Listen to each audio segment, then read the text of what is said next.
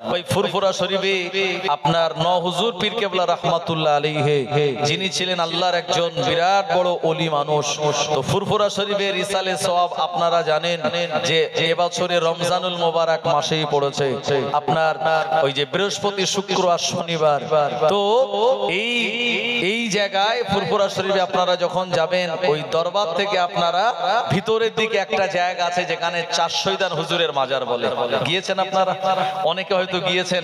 এই ফুরফুরা শরীফের যে জায়গায় ওই যে চাচার হোটেল আছে ওখান থেকে রাস্তা ধরে আপনি যদি ওই ৪ শহীদান হুজুরের মাজার জিয়ারত করতে যান, যে ঢালাই রাস্তা, যেতে যেতে খানিকটা দূরেই আপনি দেখবেন এরকম একটা টার্নিং, আর টার্নিং এর পাশেই একটা কবরস্থান এখানে ঘেরা আছে, ছোট্ট করে ঘেরা আছে। আসলে এই কবরটা ছিল পুরো রাস্তার উপরেই। ও জওয়ানেরা, যুবকেরা, আল্লাহর ওলি ন হুজুর পীর কেবলা রাহমাতুল্লাহ আলাইহি ফুরফুরা শরীফের জমিন থেকে বেরিয়ে উনি যখন ৪ শহীদান হুজুরের কবরটা জিয়ারত করার জন্য যাচ্ছিলেন, কিন্তু ওই সময় আল্লাহ দুজন নেক ওলি বান্দা ওই রাস্তার উপরে তানাদের মাজার কবর, রাস্তা এমন জায়গায় কবরের উপর দিয়ে রাস্তা হওয়ার কারণে আল্লাহর ওলি বান্দা এনারা দুজন মিলে কবর থেকে উঠে দাঁড়িয়ে গেল। আল্লাহর ওলি হুজুরকে বলেন, হুজুর এই ৪ শহীদান হুজুরের মাজারে যাওয়ার রাস্তাটা হলো আমাদের বুকের উপর দিয়ে, আমাদের এই রাস্তার উপর দিয়ে, আমাদের বুকের উপর দিয়ে কত নামাজি যায়, কত বেনামাজি যায়, কত মাতাল লোক তারাও যায়, কত বদমায়েশ লোক গুনাহগার এরাও যায়। যখন কোন আল্লাহর নামাজি নেক বান্দা যায় তখন আমাদের কষ্ট লাগে না, কিন্তু গুনাহগার বেনামাজি নেশাখোর মানুষেরা যখন যায় আমাদের বিরাট বড় কষ্ট হয়। হুজুর আপনি আমাদের জন্য এই কবরটাকে একটু ইন্ডিকেট করে দিন। আল্লাহর ওলি ন হুজুর রাহমাতুল্লাহ আলাইহি এলাকার কিছু মিস্ত্রিদের ডাক দিলেন, গণ্যমান্য ব্যক্তিদের বললেন এই জায়গার রাস্তাটা এখান দিয়ে হবে না, রাস্তাটা একটু বাঁকিয়ে দেওয়া লাগবে। ওনারা জিজ্ঞাসা করলেন কেন? হুজুর এই সময় তানাদের বলে দিলেন এখানে আল্লাহর একজন ওলি বান্দা রয়েছে। অনেকে বিরোধিতা করে বলল দীর্ঘদিন এই জায়গা দিয়ে মানুষ চলাচল করে, এই রাস্তাটা সবার জানা, এই রাস্তাটা ঘুরিয়ে আমাদের ভিটের পাশ দিয়ে আমরা করতে দেব না। এমন বিরোধিতায় যখন নামলো কিছু মানুষেরা, আল্লাহর ওলিরা যারা বিরোধিতা করেছিল তাদের স্বপ্নের মাধ্যমে দেখালেন না না না, আমার ফুরফুরা শরীফের ন হুজুর যে কথাটা বলেন ওই কথাটা তোমরা মেনে নাও। আসলে আমাদের চলার রাস্তাটা হলো, তোমাদের চলার রাস্তাটা হলো আমাদের বুকের উপর দিয়ে। এই স্বপ্ন দেখানোর পর তারা আর বিরোধিতা করলো না। আমার ভাইজানেরা, ওই জায়গা থেকে রাস্তাটা ঘুরিয়ে দেওয়া হলো। আজও সেই মাজারটা ওই রাস্তার পাশে দেখতে পাওয়া যায়। ছিল আল্লাহ জীবনে আমি মদ পান করিনি, বন্ধু বান্ধবের চলে পড়ে আমি মদ পান করে নিয়েছি। আল্লাহ জীবনে কোনোদিন আমি জিনা করিনি, অথচ আমার জিন্দেগিতে এরকম একটি অন্যায় কাজ হয়ে গেল। ও রব্বুল আলামিন, আল্লাহ জীবনে কোনোদিন আমি কোনো অসহায় ব্যক্তিকে ধমক দেয়নি, অথচ আমার দ্বারা এইরকম একটি কাজ হয়ে গেল। আল্লাহ পাক, আমি আপনার দরবারে সিজদা দিয়ে তওবা করলাম, আস্তাগফিরুল্লাহ আল্লাযী লা ইলাহা ইল্লা হুয়াল হাইয়ুল কাইয়্যুম ওয়া আতুবু ইলাইহি। তওবা শব্দের অর্থ হলো ফিরে চলে আসা আমার আল্লাহর দিকে। ও রব্বুল আলামিন, আল্লাহ এই গুনাহটা জীবনে আর কোনোদিন করব করব না। আমি আপনার কাছে ওয়াদা করে নিলাম। ও আমার ভাইজানেরা, এটাকে বলা হয় তাওবাতান নসুহা।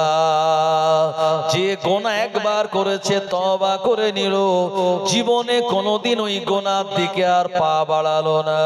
আমার আল্লাহর প্রিয় নবী মুহাম্মদুর রাসূলুল্লাহ সাল্লাল্লাহু আলাইহি ওয়াসাল্লাম বলেন, বান্দা যখন আমার আল্লাহর দরবারে এই রকম তওবাতান নসুহা করে নেয়, আল্লাহ নবী বললেন আমার আল্লাহ পাক কতটা খুশি হন জানেন? আমার আল্লাহ কতটা খুশি হন নবী উদাহরণ দিয়ে বলেছেন। ফাঁকা মরুভূমির ময়দানে একজন পথিক একটা উটের উপরে সওয়ার হয়ে যাচ্ছিল। ওই পথিকটার ঘুম লেগে গেল। উটের পিঠ থেকে নেমে পথিকটা ওই জায়গায় ঘুমিয়ে পড়লো। পাশে তার উটটা খেজুর গাছে বাঁধা ছিল। ও জনেরা, যুবকেরা, এ মানুষটার মুসাফিরের ঘুম ভেঙে গেল, কিন্তু না না না, তার পাশে সে উটটা দেখতে পেল না। এই সময় পেরেশানি হয়ে খুঁজতে লাগলো, আমার উটটা কোন জায়গায় পালিয়ে গেল। পেরেশানি হবে না? হবে না? আপনি বাইক নিয়ে কোন জায়গায় গিয়েছেন, বাইকটাকে স্টার্ট করে হয়তো হ্যান্ডেল লক করতে আপনার ভুল হয়ে গেছে। আপনি কাজ কাম মিটিয়ে নিচে নেমে দেখেন আপনার সেই বাইকটা নেই। কত টেনশন হবে বলুন তো? আপনি লাইনে দাঁড়িয়েছিলেন ব্যাংকে, আর আপনার কাছে দামি 30,000 টাকা দামের মোবাইল ছিল। এই মোবাইলে এখন ফোন পে, মোবাইলে ব্যাংক অ্যাকাউন্টের স্টেটমেন্ট থেকে শুরু করে সবকিছু মোবাইলে, আপনার দামি মোবাইলটা পকেট মার হয়ে গেছে। আপনি পিছনে ফিরে পকেটে হাত দিয়ে দেখছেন আমার পকেটে মোবাইলটা নাই। কতটা টেনশন হবে? ও নবীর উম্মত উম্মাদানিরা, আপনার হারানো মোবাইল 2 ঘন্টা 2.5 ঘন্টা খোঁজাখুঁজি করার পর যদি ফিরে পান, আপনার চুরি হয়ে যাওয়া বাইকটা যদি কদমগাছি ফাঁড়ির পুলিশেরা উদ্ধার করে দিতে পারে, ও জওয়ানেরা, যুবকেরা, যেমন ওই বান্দাটা খুশি হয়।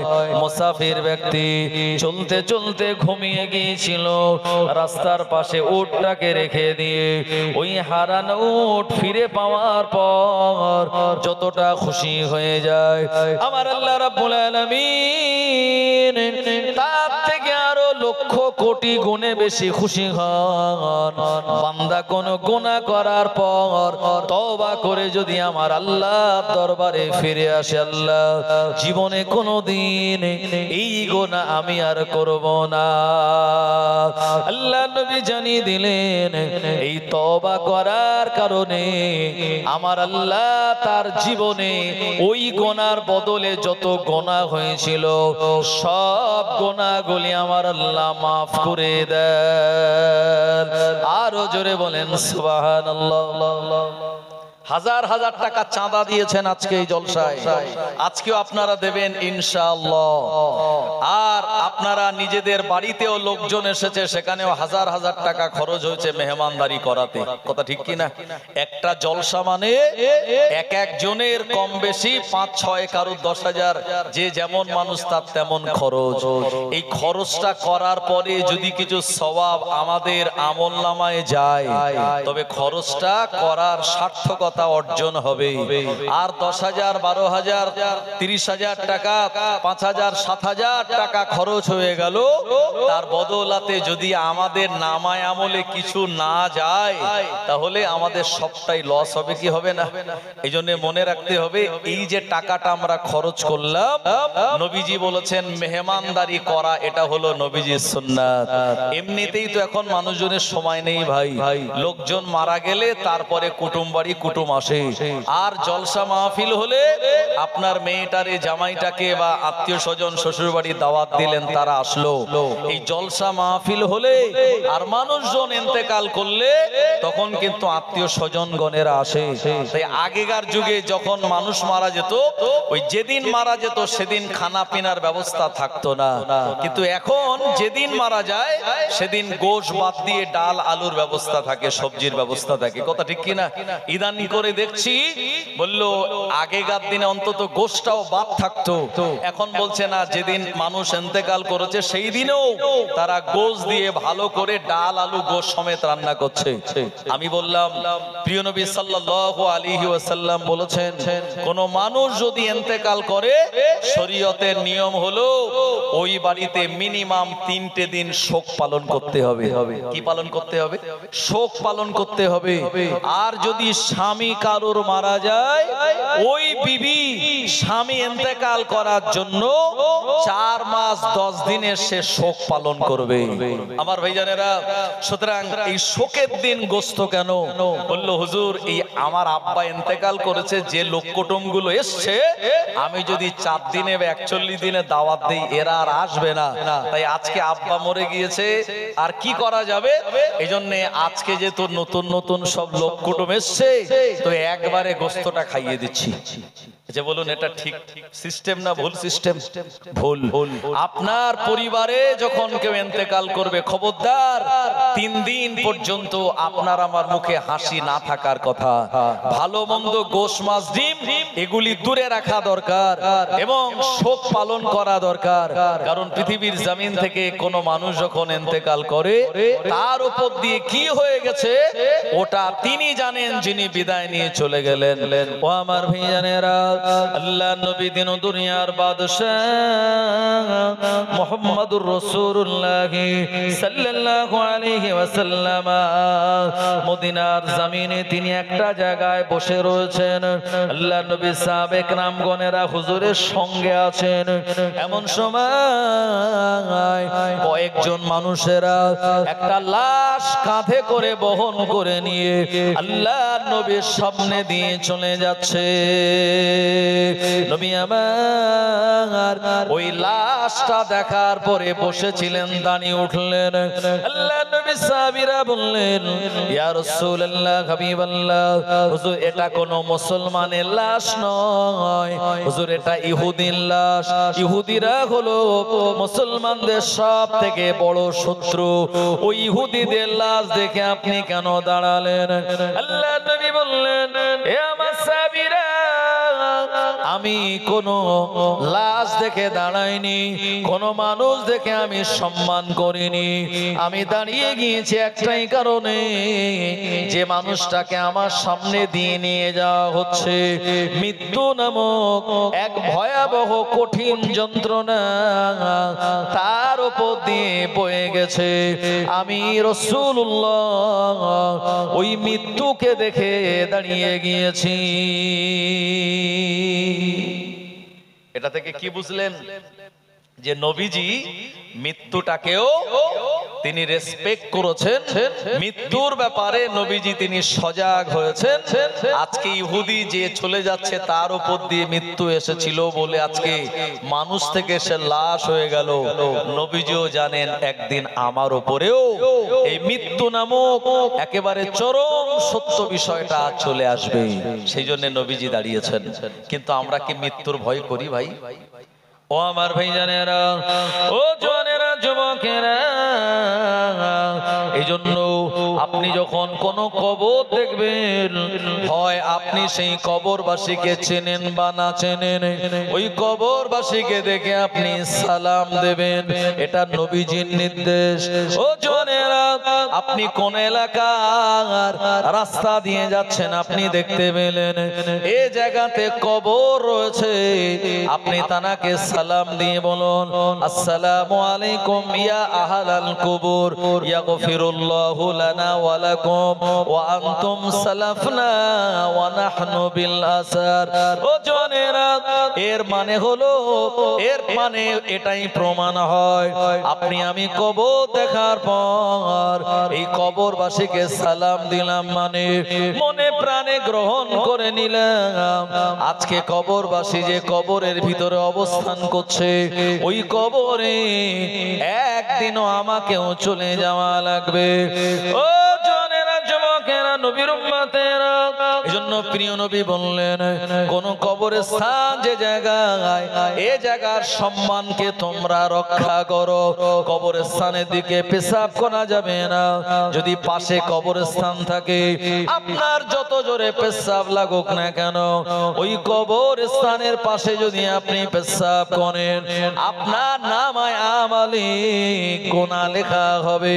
ও আমার ভাইজানেরা, ও নবীর উম্মত উম্মতানিনা, কবরস্থানগুলির পবিত্রতা বজায় রাখা এটা আমাদের ঈমানি দায়িত্ব। ঈদগাহ ময়দানের পবিত্রতা বজায় রাখা আমাদের ঈমানি দায়িত্ব। ও মুসলমান ভাইরা আমার, মসজিদের পবিত্রতা বজায় রাখা এটা আমাদের ঈমানি দায়িত্ব। কবরস্থানের পবিত্রতা বজায় রাখা মানে ওখানে পেশাব পায়খানা করবেন না মানে পবিত্রতা বজায় হবে না। না না, নবীজি বললেন কবরস্থানে গিয়ে দুনিয়াদারি কথাবার্তা তোমরা বলবে না। আল্লাহর ঘর মসজিদে গিয়ে এই জায়গাতেও দুনিয়াদারি কথাবার্তা বলা যাবে না। আলেমদের সমাজে দুনিয়াদারি কথাবার্তা বলা যাবে না। এগুলি না বলা মানে এই জায়গার পবিত্রতা অর্জন করা এবং তার পবিত্রতা বজায় রাখা। এ দুনিয়া জমিনে আল্লাহর ওলিয়া আউলিয়া জানারা হয়েছিলেন, ও নবীর উম্মতেরা, তারা মসজিদ মাদ্রাসা কবরস্থান খানকার পবিত্রতা বজায় রেখেছিলেন। আর তাদের দ্বারা ওই জায়গাগুলিতে অশরীয়তি কোনো কাজ কাম হয় নাই। নবীজি বলেছেন শরীয়তের মসলার ভিতরে রয়েছে কবরস্থানের উপরে তোমরা গরু ছাগলকে বাঁধবে না, কারণ গরু ছাগলের পেশাব পায়খানাও না পাক ওই কবরস্থানে যদি পড়ে ওই কবরবাসীর বড় কষ্ট হয়। কি বুঝলেন? আমাদের এই জয়পুর গ্রামে ঢোকার আগে দত্তপুকুর থেকে মাঝখানে একটা জায়গা আছে, এই জায়গায় দেখবেন রাস্তার ধারে বিরাট বড় একটা কবরস্থান, ওখানে লেখা আছে পবিত্র কবরস্থান। তো এই জায়গায় এই যশোর রোড বানাতে গিয়ে কবরের কিছু অংশ রাস্তার উপরে চলে গেছে, যার কারণে ওখানে রাতের বেলা বিভিন্ন রকমের দুর্ঘটনা, নানান রকমের গাড়ি অ্যাক্সিডেন্ট এই জায়গাতে হয়। তো এখানে যত আলেম ওলামাদের এ ব্যাপারে জিজ্ঞেস করা হয়েছে, তারা বলেছেন এখানে সব ভালো ভালো মানুষ শুয়ে আছে, আর এই ভালো ভালো মানুষের আপনার ওপর দিয়ে যখন রাস্তা বানানো হয়েছে এনারা তখন কষ্ট পান, আর যার কারণে বিভিন্ন রকমের যারা বেয়াদবি করে বা নাপাক অবস্থাতে গাড়ি চালায়, গানে ফুল ভলিউম দিয়ে গান চালায়, তারাই এরকম দুর্ঘটনার ভিতরে পড়ে। আর যারা আল্লাহর নাম নিয়ে গাড়ির স্টার্টিং ধরে এবং যারা তওবা তিল্লাহ দরুদ শরীফ পড়ে তাদের বিপদ আপদ থেকে আল্লাহ হেফাজত করে। জোরে বলেন সুবহানাল্লাহ। ওই ফুরফুরা শরীফে আপনার ন হুজুর পীর কেবলা রাহমাতুল্লাহ আলাইহি, যিনি ছিলেন আল্লাহর একজন বিরাট বড় ওলি মানুষ। তো ফুরফুরা শরীফের ইসালে সওয়াব আপনারা জানেন যে এবছরে রমজানুল মোবারক মাসেই পড়েছে আপনার ওই যে বৃহস্পতি, শুক্র আর শনিবার। তো এই জায়গায় ফুরফুরা শরীফে আপনারা যখন যাবেন ওই দরবার থেকে আপনারা ভিতরের দিকে একটা জায়গা আছে যেখানে 4 শহীদান হুজুরের মাজার বলে। গিয়েছেন আপনারা? অনেকে হয়তো গিয়েছেন। এই ফুরফুরা শরীফের যে জায়গায় ওই যে চাচার হোটেল আছে ওখান থেকে রাস্তা ধরে আপনি যদি ওই 4 শহীদান হুজুরের মাজার জিয়ারত করতে যান, যে ঢালাই রাস্তা, যেতে যেতে খানিকটা দূরেই আপনি দেখবেন এরকম একটা টার্নিং, আর টার্নিং এর পাশেই একটা কবরস্থান এখানে ঘেরা আছে, ছোট্ট করে ঘেরা আছে। আসলে এই কবরটা ছিল পুরো রাস্তার উপরেই। ও জওয়ানেরা, যুবকেরা, আল্লাহর ওলি হুজুর পীর কেবলা রাহমাতুল্লাহ আলাইহি ফুরফুরা শরীফের জমিন থেকে বেরিয়ে উনি যখন 4 শহীদান হুজুরের কবরটা জিয়ারত করার জন্য যাচ্ছিলেন, কিন্তু ওই সময় আল্লাহ দুজন নেক ওলি বান্দা ওই রাস্তার উপরে তানাদের মাজার কবর, রাস্তা এমন জায়গায় কবরের উপর দিয়ে রাস্তা রাস্তা হওয়ার কারণে আল্লাহর ওলি বান্দা এনারা দুজন মিলে কবর থেকে উঠে দাঁড়িয়ে গেল। আল্লাহর ওলি হুজুরকে বলেন, হুজুর এই 400 দান হুজুরের মাজারে যাওয়ার রাস্তাটা হলো আমাদের বুকের উপর দিয়ে, আমাদের এই রাস্তার উপর দিয়ে, আমাদের বুকের উপর দিয়ে কত নামাজি যায়, কত বেনামাজি যায়, কত মাতাল লোক তারাও যায়, কত বদমাইশ লোক গুনাহগার এরাও যায়। যখন কোন আল্লাহর নামাজি নেক বান্দা যায় তখন আমাদের কষ্ট লাগে না, কিন্তু গুনাহগার বেনামাজি নেশাখোর মানুষেরা যখন যায় আমাদের বিরাট বড় কষ্ট হয়। হুজুর আপনি আমাদের জন্য এই কবরটাকে একটু ইন্ডিকেট করে দিন। আল্লাহর ওলি হুজুর রাহমাতুল্লাহ আলাইহি এলাকার কিছু মিস্ত্রিদের ডাক দিলেন, গণ্যমান্য ব্যক্তিদের বললেন এই জায়গার রাস্তাটা এখান দিয়ে হবে না, রাস্তাটা একটু বাঁকিয়ে দেওয়া লাগবে। ওনারা জিজ্ঞাসা করলেন কেন? হুজুর এই সময় তানাদের বলে দিলেন এখানে আল্লাহর একজন ওলি বান্দা রয়েছে। অনেকে বিরোধিতা করে বলল দীর্ঘদিন এই জায়গা দিয়ে মানুষ চলাচল করে, এই রাস্তাটা সবার জানা, এই রাস্তাটা ঘুরিয়ে আমাদের ভিটের পাশ দিয়ে আমরা করতে দেব না। এমন বিরোধিতায় যখন নামলো কিছু মানুষেরা, আল্লাহর ওলিরা যারা বিরোধিতা করেছিল তাদের স্বপ্নের মাধ্যমে দেখালেন না না না, আমার ফুরফুরা শরীফের হুজুর যে কথাটা বলেন ওই কথাটা তোমরা মেনে নাও। আসলে আমাদের চলার রাস্তাটা হলো, তোমাদের চলার রাস্তাটা হলো আমাদের বুকের উপর দিয়ে। এই স্বপ্ন দেখানোর পর তারা আর বিরোধিতা করলো না।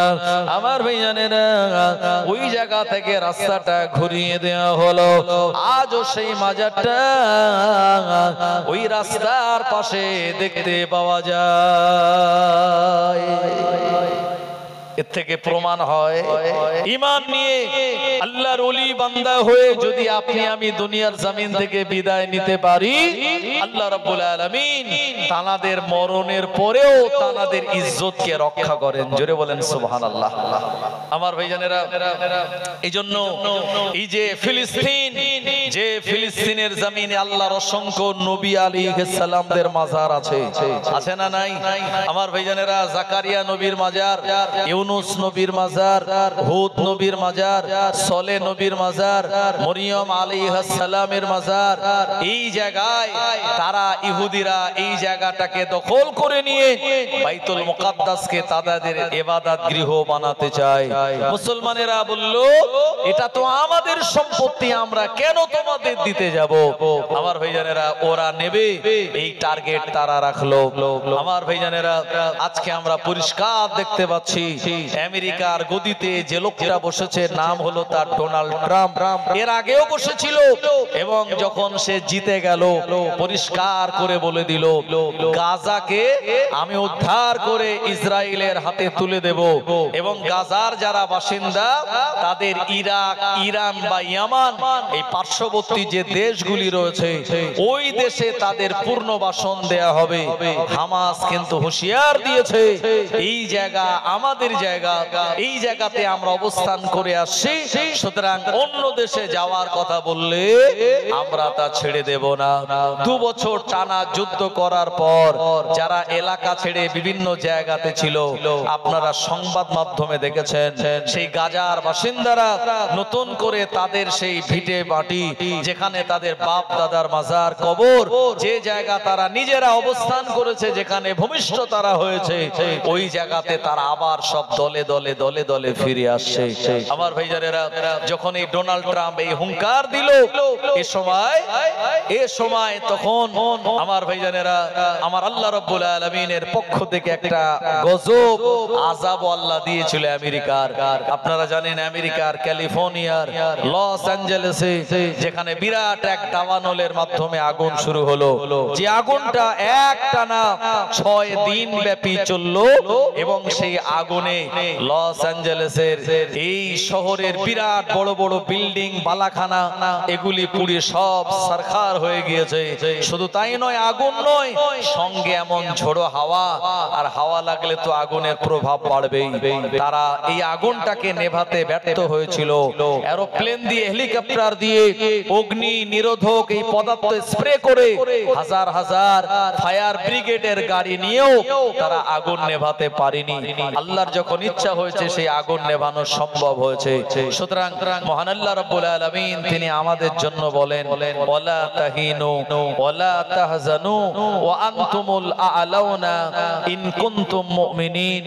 তোমাদের কোনো চিন্তা নাই, তোমাদের কোনো পেরেশানি নাই, দুনিয়ার জমিনে তোমরাই তো বিজয়ী হবে, তবে তোমাদের মুমিন হওয়া লাগবে। আমার ভাইজানেরা, আজকে এই যে বিরাট বড় মাহফিল আপনারা দিয়েছেন, প্রতি বছর এই সরদারপাড়া গ্রামের এটি ঐতিহ্য। এই গ্রামের জওয়ান যুবকেরা গ্রামবাসীদের সাহায্য সহযোগিতা নিয়ে এই মাহফিল তানারা করে থাকেন।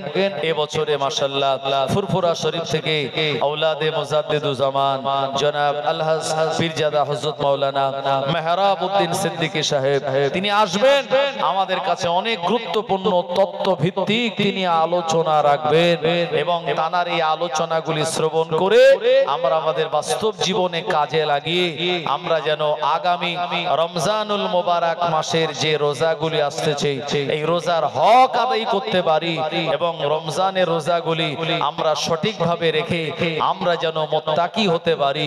একটু জোরে বলেন আল্লাহুম্মা আমিন। আমার ভাইজানেরা, এইজন্য কোরআন মাজিদের সূরা তওবার ভিতরে মহান আল্লাহ রাব্বুল আলামিন বলেছেন, যারা মুমিন হয় তাদের ভিতরে আলামাতগুলি পাওয়া যায় 9টি, আর মুমিন যারা হয় তাদের দুনিয়াতে কোনো চিন্তা নেই, আর আমার আল্লাহ কিয়ামতের মহা ময়দানেও কোনো পেরেশানির ভিতরে তাদের রাখবেন না। জোরে বলুন না সুবহানাল্লাহ। কিয়ামতের একটা দিন হবে বেঈমান বেদিনদের জন্য 50,000 বছরের দিন, আর ঈমানদার মুমিনের জন্য কিয়ামতের একটা দিন হবে এক ওয়াক্তের নামাজের সমতুল্য। জোরে বলেন সুবহানাল্লাহ। আসর থেকে মাগরিব কতটা সময়? খুব অল্প সময়। মাগরিব থেকে এশা 2 ঘন্টার সময় একজন মুমিনের জন্য কিয়ামতের মাঠের সময় হবে এত অল্প সময়, আর বেঈমান বেদিনদের জন্য কিয়ামতের ময়দান হবে 50,000 বছরের দিন। তাই আল্লাহ আমাদেরকে বানিয়েছেন, এই দুনিয়াতে পাঠিয়েছেন আল্লাহর ইবাদত বান্দেগি করার জন্য। এই দুনিয়াতে আল্লাহ বললেন, তোমরা যদি আমাকে 2টো জিনিস দাও আমি আল্লাহ পাক তোমাদেরকে আমার দয়ার জান্নাত দিয়ে দেব। জোরে বলুন না সুবহানাল্লাহ। কোরআন মাজিদে আমার আল্লাহ শুনিয়েছেন, ইন্নাল্লাহা আশতারা মিনাল মুমিনিনা আনফুসাহুম ওয়া আমওয়ালাহুম বিআন্না লাহুমুল জান্নাহ। ও জানেরা, আমার আল্লাহ রাব্বুল আলামিন বললেন, আমার কাছে তোমরা যদি 2টো জিনিস দিয়ে দাও আমি আল্লাহ এর বিনিময়ে বিআন্না লাহুমুল জান্নাহ, জান্নাত দিয়ে দেব। আল্লাহ রাব্বুল আলামিনের কোরআন মাজিদের এই আয়াতে কারিমা প্রিয় নবী যখন সাহাবে কেরামদের শুনিয়ে দিলেন, নবীর সাহাবে কেরাম গণেরা বললেন, হুজুর এই 2টো জিনিস কোন জিনিস একটুখানি আপনি আমাদের ডিটেইলসে বলবেন। আল্লাহর নবী বললেন, প্রথম নম্বর জিনিস হলো তোমাদের জানকে আল্লাহ তাআলা রাস্তায় বিলীন করে দিতে হবে। দ্বিতীয় নম্বর হলো তোমাদের সম্পদগুলি মাল যদি আল্লাহ তাআলা রাস্তায় দিয়ে দাও আল্লাহ জান ও মালের বদলে দয়া জান্নাত দান করে দেবে। ও জওয়ানেরা, যুবকেরা, এই আয়াতে কারিমা নাযিল হওয়ার কিছুদিন পর মদিনার জমিনে ওহদ নামক যুদ্ধের ময়দান হয়েছিল। এই ওহদের যুদ্ধে আল্লাহর নবীর সাহাবে কেরামদের সংখ্যা ছিল মাত্র 700 জন, আর বেঈমান বেদিনদের সংখ্যা ছিল 3000। আল্লাহর নবী ওহদের ময়দানে সাহাবে কেরামদের নিয়ে গেলেন। এই ওহদের ময়দানে আল্লাহর নবী জালিল কদর 70 জন সাহাবে کرامগণেরা শহীদ হয়ে গিয়েছিলেন। নবী আমার বলেন, আমার সাহাবীরা, আমার সাহাবে کرامরা উহুদের ময়দানে যারা শহীদ হয়ে গিয়েছে তাদের লাশগুলিকে এক জায়গায় করে দাফন দেয়া হবে। 70 জনের ভিতরে 68 জনের লাশ পাওয়া গেল, 2 জনের লাশ খুঁজে পাওয়া যায় না। সাহাবীরা খুঁজতে লাগলেন গোটা উহুদের ময়দানে, এই 2 জন সাহাবী তাদের লাশ কেন পাওয়া যাচ্ছে না। হঠাৎ করে একজন মহিলার নারী কণ্ঠের আওয়াজ নবীজির কানে ভেসে আসলো, আসসালাতু ওয়াসসালামু আলাইকা ইয়া রাসূলুল্লাহ হাবিবাল্লাহ, আসসালাতু ওয়াসসালামু আলাইকা ইয়া নূরাল্লাহ। আল্লাহ নবী ওই নারী কণ্ঠের দিকে মনোযোগ দিলেন। এই সময় নবীজি দূর থেকে শুনতে পেলেন কে যেন পর্দার ভিতর দিয়ে আওয়াজ দিয়ে বলে, হুজুর আমি শুনেছি জিহাদের ময়দানে যারা শহীদ হয় তাদের গোসল দেওয়া হয় না, আর তাদের নতুন কোনো কাফনও পরানো হয় না। যে কাপড়ে তারা শহীদ হয়ে গিয়েছেন ওই কাপড়ে তাদের দাফন দেওয়া লাগে। কারণ আমরা মরণের সময় যদি আমাদের শরীরটায় কাপড়ে আপনার রক্ত লেগে যায়, রক্ত হলো নাপাক, আর ওই নাপাক রক্তযুক্ত কাপড় দিয়ে আমাদের দাফন করা শরীয়তে জায়েজ নয়। কিন্তু আল্লাহর রাস্তায় যারা জীবন দিয়ে দিয়েছে এনাদের গোটা শরীরটা পবিত্র, এমনকি আমার আল্লাহ তাদের রক্তটাকেও পাক বানিয়ে দেন। শহীদের রক্ত তাদের গায়ে জামা কাপড়ে লেগে থাকবে, এই অবস্থায় দাফন দেওয়াটা হলো এমন করে প্রিয় নবীর নির্দেশ। কারণ শহীদদের রক্তটা ধোয়া যায় না। আল্লাহ রাব্বুল আলামিনের প্রিয় নবী শুনতে পেলেন, এ মহিলা বলল, হুজুর আপনি আমার স্বামীকে যেন বিনা গোসলে দাফন দেবেন না। মানুষ ইন্তেকাল করার পরে আমরা নাকে কানে তুলো দিয়ে দেই, কেন দেই? যাতে এই রক্ত না বেরোয়, পানি না বার হয়, কারণ মৃত ব্যক্তির শরীর থেকে যেটাই বার হবে সেটা না পাক। আমার ভাইজানেরা, জওয়ানেরা, যুবকেরা, অথচ শহীদদের রক্তকে আল্লাহ পাক করেছেন। জোরে বলবেন। নবীজি বললেন, মান আনতা, কে তুমি? ওই মহিলা বললেন, ইয়া রাসূলুল্লাহ হাবিবাল্লাহ, হুজুর আমি আর অন্য কেউ নয়, আমি হলাম আপনার সাহাবী হানজালার বিবি। ও মুসলমানেরা, আমার প্রিয় নবী বললেন, তুমি এমন কথা কেন বলো? ওই মহিলা জবাব দিয়ে বলেন, হুজুর আমার সঙ্গে আমার স্বামীর নতুন বিবাহ হয়েছিল, এমন করে স্বাভাবিক নিয়ম অনুযায়ী আমাদের ফিজিক্যাল রিলেশন হয়েছিল, আমার উপরে গোসল ফরজ ছিল, আমার স্বামীর উপরেও গোসল ফরজ ছিল। আর জিহাদের ময়দানে এমন আওয়াজ আসলো মদিনা জমিনে, আল্লাহর নবী উহুদের ময়দানে শহীদ হয়ে গিয়েছে।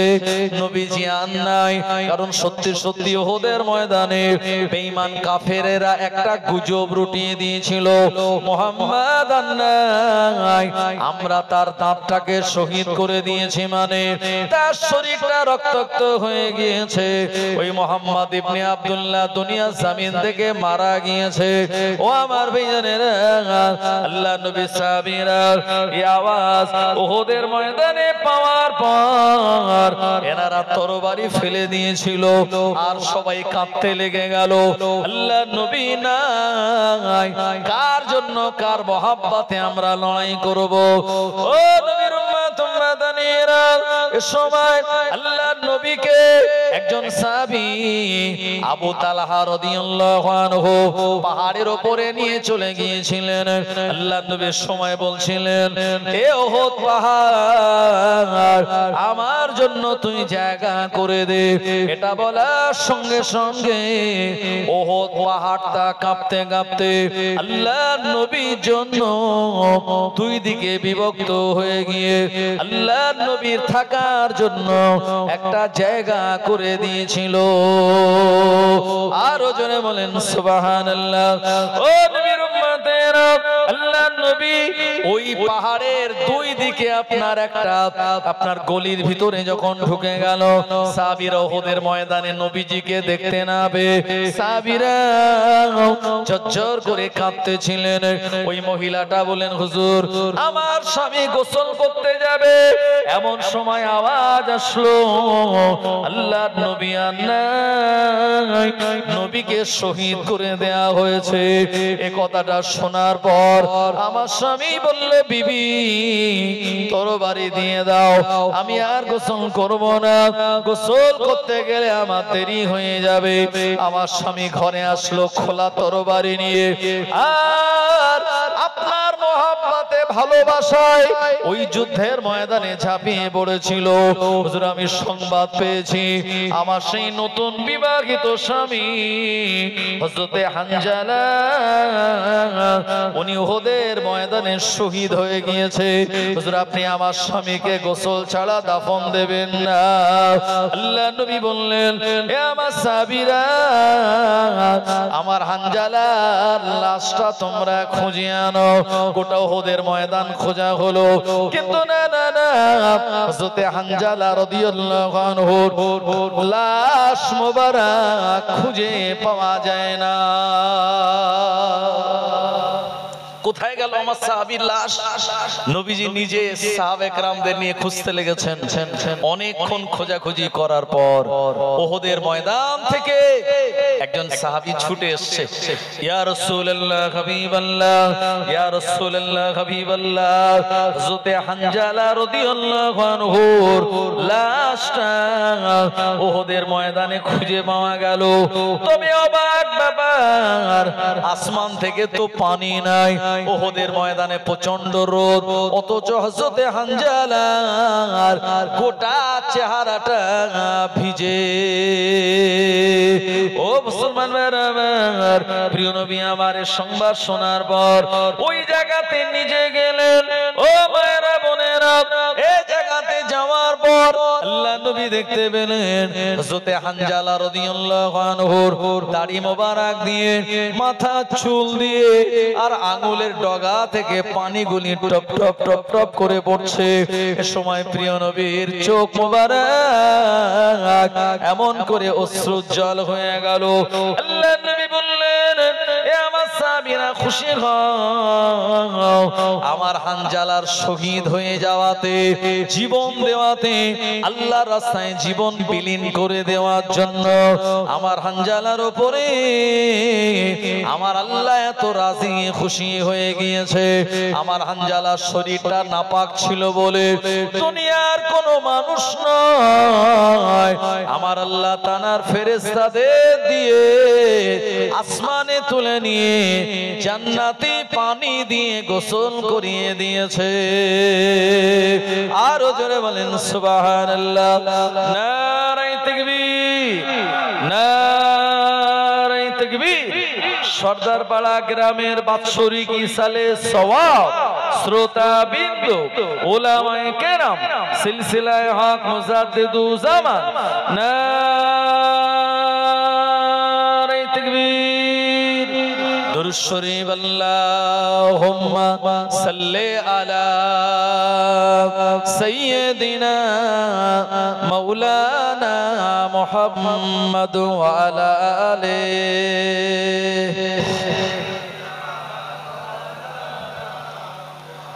চাঁদ বলে আমি নয় তুমি নবী সুন্দর, ফুল বলে সুবাসিত নবীজির অন্তর। জোরে হবে না?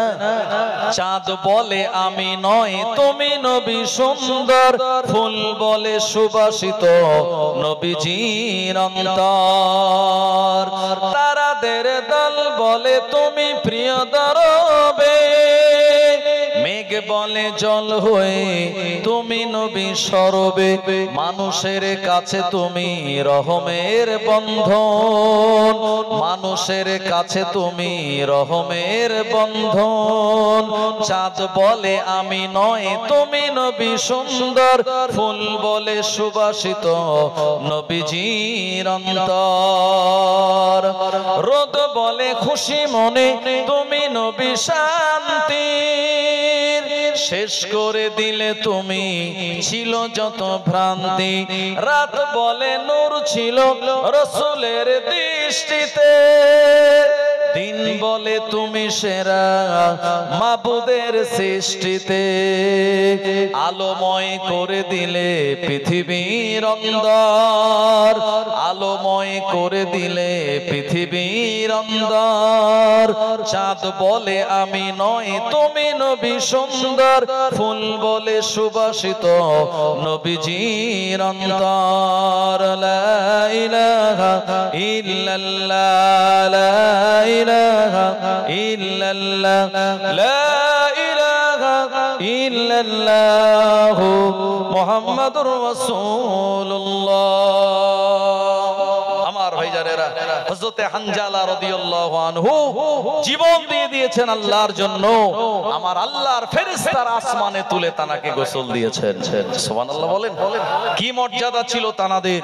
তাই আমাদেরকেও ইসলামের জন্য, এই দ্বীনের জন্য, মাদ্রাসার জন্য, মসজিদের জন্য আমাদের জীবন দেওয়ার কথা আমি বলছি না, কারণ আমাদের ঈমানের পাওয়ার সেরকম নেই যে আমরা জীবন দিয়ে দেব। আমরা তো ঘরের ভিতরে অনেক সময় লুকিয়ে পড়ি কি, কিন্তু আমাদের অন্তত সম্পদ যদি আমরা দিতে পারি আল্লাহর জন্য, দ্বীনের জন্য, এটাকে আল্লাহ কবুল করে আমাদেরকে জান্নাত দেবেন। আজকে ইসালে সওয়াব হচ্ছে হাক্কানি আলেম ওলামারা তারা আসেন, আল্লাহর ওলিয়া ওলিয়াদের সন্তানেরা পীরজাদা হুজুরগণের আসেন। এটা বিরাট বড় একটা তাকদীর। ফুরফুরা শরীফের হুজুররা এসে যে আলোচনা ওয়াজ ও নসিহত গুলি করেন, ভাই ওই রকম আলোচনাতে এমনি সাধারণ আলেম ওলামারাও করতে পারে, কিন্তু কেন হুজুরদের আনা হয়? কেন আপনি 30,000 40,000 টাকা দিয়ে হুজুর আনছেন? কেন 20,000 টাকা দিয়ে হুজুর আনছেন? কারণ আমাদের থেকে তানাদের মর্যাদা অনেক বেশি। সাধারণ আলেম ওলামা আমাদের উপরের দিকে গেলে দেখা যাবে আমার আব্বা মাওলানা, আমার আব্বার আব্বা তিনি হয়তো মাওলানা হতে পারেন, তার আব্বা সাধারণ মানুষ ছিল, তার আব্বা হয়তো সাধারণ মানুষ ছিল, কিন্তু দেখা যাবে এই আল্লাহর ওলিয়া ওলিয়াদের আওলাদেরা যারা আসেন তানাদের আব্বারা আল্লাহর ওলি, তানাদের দাদারা আরো বড় আল্লাহর ওলি, তানার দাদারা আরো বড় আল্লাহর ওলি। এই রকম করে পৌঁছাতে পৌঁছাতে আল্লাহর নবীর সাহাবে کرامদের পর্যন্ত পৌঁছে যাবে এবং নবীজি সাল্লাল্লাহু আলাইহি ওয়াসাল্লামের সঙ্গে তানাদের নিসবত কানেকশন পাওয়া যাবে। এই জন্য নবীজি বলেছেন হাক্কানি ওলিয়া ওলিয়ারা এবং আলেম ওলামারা যে গ্রামে প্রবেশ করে ওই গ্রামে যত কবরবাসী আছে, ওই কবরবাসীরা যদি কোনো আযাবে গ্রেফতার হয়ে থাকে, আল্লাহর হাক্কানি ওলিয়া ওলিয়াদের পদচারণার কারণে ওই এলাকার কবরবাসীদের কবরের আযাব আল্লাহ 40 দিন পর্যন্ত মাফ করে দেন। জোরে বলেন না সুবহানাল্লাহ। আমার ভাইজানেরা, এইজন্য হাক্কানি আলেম ওলামা পীরজাদা হুজুরদেরকে আমরা দাওয়াত করে আনি একটাই কারণে, তাদের সঙ্গে হাত তুলে আমরা মোনাজাত করব। তাদের পদচারণা এই গ্রামে পড়লে ইনশাআল্লাহ তাদের পদচারণার বরকতে আল্লাহ আপনাদেরকেও বরকত নসিব করে দেবেন। হুজুর যখন আপনাদের কাছে টাকার কথা বলবেন, দানের কথা বলবেন, আপনারা তানার হাতে হাত দিয়ে দান করবেন, মুসাফা করবেন ইসলামের জন্য, শরীয়তের জন্য। আমার ভাইজানেরা, এই দানটাকে আমার আল্লাহ কবুল করে নিয়ে কিয়ামতের মহাময়দানে নাজাতের ওসিলা বানিয়ে দিতে পারেন। পারেন কি পারেন না?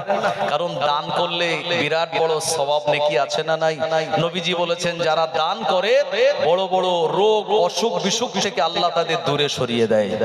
কোন মানুষ যখন অসুস্থ হয়ে যায়, মরণাপন্ন অবস্থা, তখন আলেম ওলামাদের কাছে গেলে বলে বাবা একটা সাদকা দিয়ে দাও। হ্যাঁ, বাচ্চা যখন ভূমিষ্ঠ হয় শরীয়তের মসলা হলো আকিকা দেওয়া। আকিকা আমরা কেন দেই?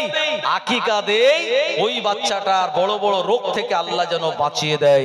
এজন্য জানের বদলে জান দেয়া হলো আল্লাহর রাস্তায়। আর আকিকার গোশটা পিতামাতাদের খেতে মানা করা হয়, তোমরা গরিবদের মাঝে, আত্মীয় স্বজনদের মাঝে এটা বিতরণ করে দাও। আর সাদকা দিয়ে দেওয়া কথা বলা হয় যে অসুস্থ তোমার সন্তান, তুমি নিজে অসুস্থ, হসপিটালে ভর্তি, একটু সাদকা দিয়ে দাও। কারণ আল্লাহ পাক যখন কোন মানুষের উপরে, বান্দার উপরে তিনি অসন্তুষ্ট হন, যখন সাদকা দেওয়া হয় আর ওই সাদকাটা গরিব অসহায় মিসকিনদের মাঝে বিতরণ করে দেওয়া হয়, গরিবরা খুশি তো আল্লাহ পাক তিনি নিজেও খুশি হয়ে যান। জোরে বলুন বলুন সুবহানাল্লাহ। এইজন্য এই সাদকা দেওয়া এবং দান খায়রাত করা এটা বিপদ আপদ দূর হওয়ার একটি অন্যতম কারণ। ইমাম হাসান হোসেন রাদিয়াল্লাহু আনহুমা তানারা মাসুম বাচ্চা, খুব অল্প বয়স, কারণ নবীজি যেদিন দুনিয়া থেকে বিদায় নিয়েছিলেন ইমাম হাসানের বয়স ছিল মাত্র 7 বছর, ইমাম হোসেন হুজুরের বয়স ছিল মাত্র 6 বছর। নবীজি সাল্লাল্লাহু আলাইহি ওয়াসাল্লাম এমন করে তানার আদরের টুকরি, আদরের কলিজার সন্তান আম্মা জান ফাতেমা রাদিয়াল্লাহু আনহা, যিনি ছিলেন অত্যন্ত গরিব এবং তানার একবেলা খাওয়া হতো, দুবেলা হতো না। এ সময় ইমাম হাসান হুসাইন মায়ের কাছে খাবার চাইলো। আম্মা ফাতেমা বললেন, ও আমার স্বামী আলী, এই মাসুম বাচ্চা দুটি আমার কাছে খাবারের দাবি করবে আর আমি মা হয়ে খাবার তাদের দিতে পারবো না, এটা আমার খুব কষ্ট লাগে। তাই আমার একটা ছেঁড়া চাদর আছে, এই চাদরটাকে একটু মদিনার মার্কেটে নিয়ে যান আর এই চাদরটা আপনি বিক্রি করে দেন, যে টাকাটা হবে সেই টাকা দিয়ে কিছু খাদ্য খোরাক কিনে আনবেন। আমার ভাইজানেরা, ও জওয়ানেরা, যুবকেরা, হযরত আলী রাদিয়াল্লাহু আনহু ফাতেমা দেওয়া ওই চাদরটা নিয়ে মদিনার মার্কেটে চলে গেলেন। এই চাদরটা তিনি বিক্রি করলেন, অল্প দাম হলো, খুব বেশি দাম নয়। ও জামানায় মাত্র 6 দিরহাম টাকায় চাদরটা বিক্রি হলো। হযরত আলী ওই চাদর বিক্রি টাকা দিয়ে খাবার কিনতে যাবেন, এমন সময় একজন গরিব অসহায় হাত পেতে বলল, ও নবী জামাত আলী, অনেক দিন আমার খাওয়া দাওয়া ভালো মতো হয় না, শরীরটা আমার দুর্বল, আপনি কি আমায় কিছু দান করতে পারেন? অসহায় ব্যক্তিটার এমন কাকুতি মিনতি শুনে ওই চাদর বিক্রির 6 দিরহাম টাকা ওই গরিবটাকে হযরত আলী দান করে দিয়েছিলেন। ও জওয়ানেরা, যুবকেরা, দান করে দেওয়ার পর মনে হলো আমার বিবি ফাতেমা আমায় বলেছিল এই চাদর বিক্রি টাকা দিয়ে হাসান হুসাইনের জন্য খাবার কিনে নিয়ে যেতে, কিন্তু আমার হাত এত লম্বা, মানুষ চাইলো আর আমি তো দান করে দিলাম, এখন কোন টাকা দিয়ে আমি হাসান হুসাইনের জন্য খাবার কিনবো? মনটা খারাপ করে বাড়ির পথে রওনা হয়ে যায়। এমন সময় আলী হুজুর তিনি দেখতে পেলেন অপরিচিত আজনবী একজন ব্যক্তি রাস্তার মাঝখানে একটা উট নিয়ে দাঁড়িয়ে রয়েছে। হযরত আলী রাদিয়াল্লাহু আনহু কে বললেন, ও আলী, আমার এই উটটা তুমি কিনবে নাকি? হযরত আলী রাদিয়াল্লাহু আনহুর উটটার চেহারা দেখে বড় পছন্দ হয়ে গেল, উটটা কিনবে, কিন্তু তার কাছে তো 1 দিরহাম টাকা নাই। ওই সময় লোকটা বলল, ও আলী, আমার উটটার 100 দিরহাম দাম, তবে তুমি আলী বলে নগদ টাকা দেওয়া লাগবে না, আমি তোমায় ধারে আমি উটটা বিক্রি করে দেব, যখন তোমার টাকা হবে এই উটের টাকাটা তুমি আমায় দিয়ে দিও। হযরত আলী রাদিয়াল্লাহু আনহু 100 দিরহামে ধারে উটটাকে তিনি কিনে নিলেন। ও নবীর উম্মতেরা, বাড়ির পথে রওনা হয়ে গিয়েছেন, হঠাৎ দেখতে পেলেন রাস্তার পাশে একজন সুন্দর মানুষ দাঁড়িয়ে। আলী রাদিয়াল্লাহু আনহু তানাকে চেনেন না, জানেন না। ওই মানুষটা বলেছিল, আলী, তোমার উটটা আমার বিরাট বড় পছন্দনীয়, উটটাকে তুমি বিক্রি করবে?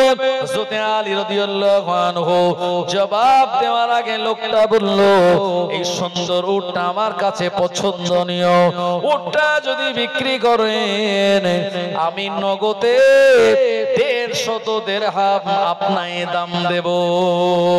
জোরে বলেন সুবহানাল্লাহ। আলী রাদিয়াল্লাহু আনহু এ সময় চিন্তা করলেন, 100 দিরহামে আমি ধারে উটটা কিনে নিয়েছি আর ইনি নগদে আমায় 150 দিরহাম দাম দিয়ে দেবেন, আমি যদি তানাকে উটটা বিক্রি করে দেই তাহলে মালিককে 100 দিরহাম দেওয়ার পরেও আমার কাছে 50 দিরহাম অবশিষ্ট থাকবে। আলী রাদিয়াল্লাহু আনহু উটটা তিনি বিক্রি করে দিলেন ভালো কাস্টমার পেয়ে। ও নবীর উম্মতেরা, 50 দিরহাম নিয়ে যখন ঘরে গেলেন এ সময় ফাতেমা জিজ্ঞাসা করলেন, ও আমার স্বামী, আমার ছেঁড়া চাদরটা আপনি কত টাকায় বিক্রি করলেন? আলী রাদিয়াল্লাহু আনহু বললেন, ও বিবি ফাতেমা, তোমার চাদরটা আমি 50 দিরহামে বিক্রি করেছি। হযরতে ফাতেমা রাদিয়াল্লাহু আনহা বললেন মুচকি হেসে, ও আমার স্বামী আলী, না না না, আমার চাদরটা তো এত টাকা দাম হবে না, এত টাকায় আপনি কেমন করে বিক্রি করলেন? হযরতে আলী রাদিয়াল্লাহু আনহু পুরো ঘটনা প্রথম থেকে শেষ পর্যন্ত ফাতেমা রাদিয়াল্লাহু আনহাকে যখন শুনিয়ে দিলেন, এ সময় ফাতেমা দেরি না করে আলী রাদিয়াল্লাহু আনহুকে সঙ্গে করে নিয়ে প্রিয় নবী মুহাম্মদুর রাসূলুল্লাহ সাল্লাল্লাহু আলাইহি ওয়াসাল্লাম তানার কাছে গেলেন। নবীজির কাছে ঘটনা খুলে বললেন। আল্লাহর নবী বললেন, ও আমার মা ফাতেমা, ও আমার জামাত আলী, তোমার চাদর বিক্রি করার 6 দিরহাম টাকা আল্লাহর রাস্তায় কোন গরিব মানুষকে দান করে দেওয়াতে আমার আল্লাহর আসমান পর্যন্ত এই দানের সুসংবাদটা পৌঁছে গিয়েছে। আমার আল্লাহ পাক এত রাজি আর খুশি হয়ে গিয়েছেন, আমার আল্লাহ পাক এমন করে কোটি কোটি মিলিয়ন বিলিয়ন ফেরেশতা বানিয়েছেন। তানাদের ভিতরে 4 জন ফেরেশতা গুরুত্বপূর্ণ, একজন জিবরাইল, আর একজন মিকাইল, আর একজন ইসরাফিল, আর একজন আজরাইল। 4 জনের ভিতরে আমার আল্লাহ রাব্বুল আলামিন 2 জন ফেরেশতাকে পাঠিয়ে দিয়েছিলেন।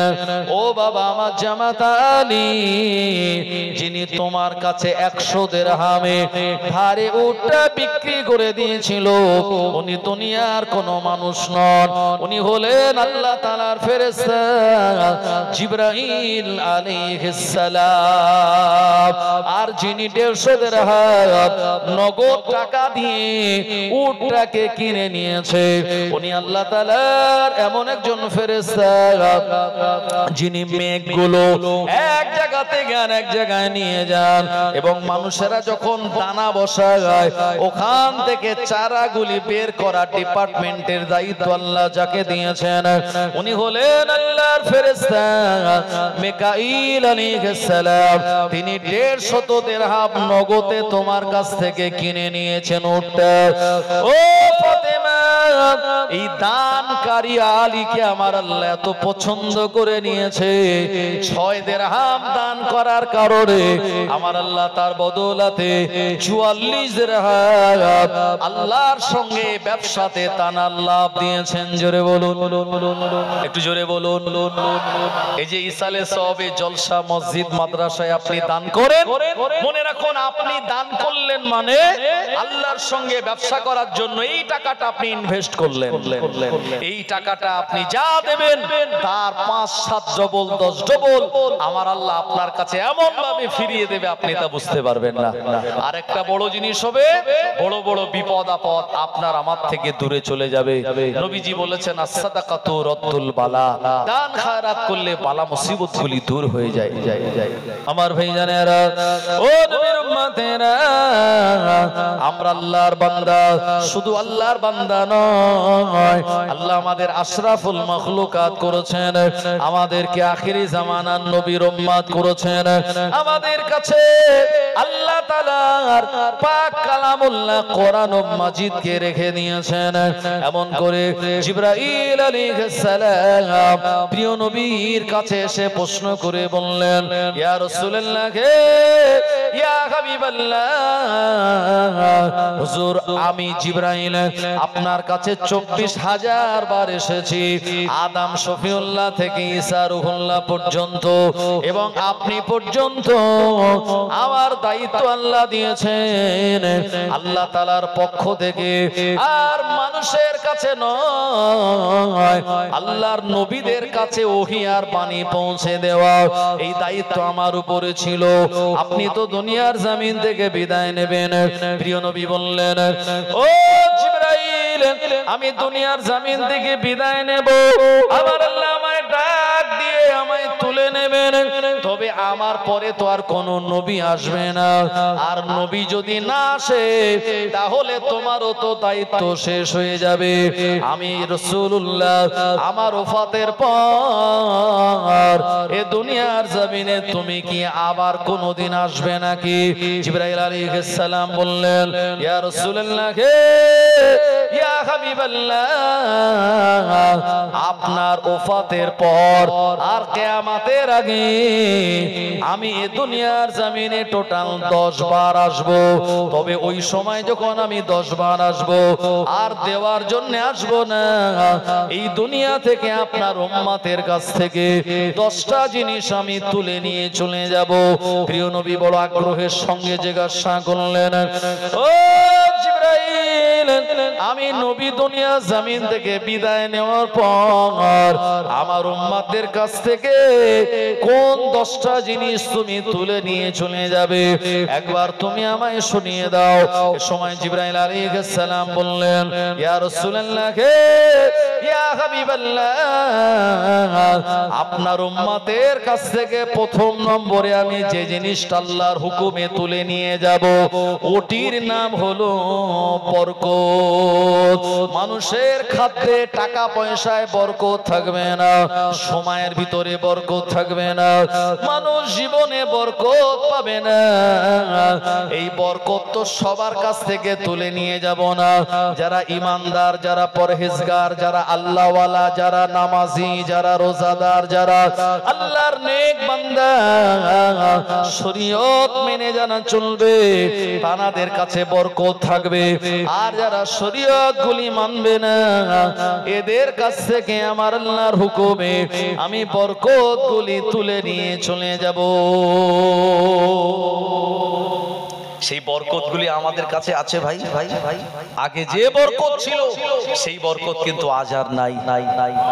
না হওয়ার কারণ হলো আমরা খাওয়ার আগে বিসমিল্লাহ বলি না, কোনো কাজ শুরু করার আগে বিসমিল্লাহ বলি না। আল্লাহর উপরে ভরসা আমাদের কমে গেছে। আমার ভাইজানেরা, জমিতে ভালো ধান হলে আমরা বলি এবারে জমিতে খুব খাটাখাটনি করেছি, পানি টাইম মতো দিয়েছি, সারগুলো ঠিক টাইম মতো দিয়েছিলাম, লোকজন নিয়ে ভালো করে এই জমিনটা নিড়িয়েছিলাম, তাই এত সুন্দর ধান হয়েছে। আর যে বছরে আমার ভাইজানেরা আল্লাহ একটু কমিয়ে দেন, ধান বেশি হয় না, সে বছরে বলে এবারে আল্লাহ আমার বেশি দেয়নি। যে বছরে হয় সে বছরে আমরা নিজেদের ক্রেডিটের দাম দেই, নিজেদের খাটাখাটনির কথা বলি, একবারও বলি না যে আল্লাহ দিয়েছে বলে এত হয়েছে। আর যেদিন হয় না তখন আল্লাহকে আমরা দোষারোপ করি। আমার ভাইজানেরা, এজন্য আমাদের কাছ থেকে বরকত গুলি উঠে যাবে। তবে ইমানদার আর যারা ইমানদার নয় তাদের সবার কাছ থেকে যেটির বরকত উঠে যাবে এটি নবীজি বললেন ওয়াক্তের বরকত, সময়ের বরকত। তারা সময়ের ভিতরে কোনো বরকত পাবে না।